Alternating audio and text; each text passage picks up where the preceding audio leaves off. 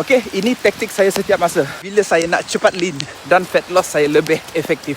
Morning guys, bila saya nak bakar lemak dengan lebih efektif, saya akan cut karbohidrat dan gula. Sementara saya akan fokus makan daging dan telur je. Ini sebab dia. Bila saya makan gula dan karbo, insulin lebih cenderung untuk naik. Insulin ni storage hormon. Bila ada glukos dalam badan saya, badan akan guna glukos sebagai tenaga dan bukannya lemak. Ya, ia juga bergantung kepada banyak faktor. Contohnya, adakah badan kita metabolically flexible? Boleh switch antara penggunaan lemak dan glukos sebagai tenaga. Saya kerja duduk pejabat je, tak perlukan terlalu banyak karbohidrat aka tenaga. Cukup kenyang protein dan lemak je dapatkan zat daripada makanan. Ini cuma cara saya bila nak cepat dan efektif turunkan lemak badan. Saya ada tulis dalam e-book saya. Hingga hari ini saya masih praktikkan.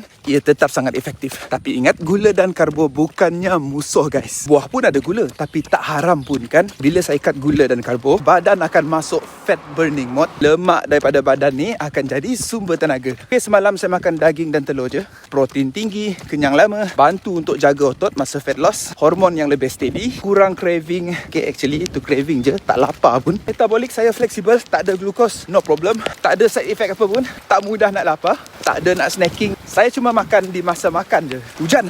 Alright guys,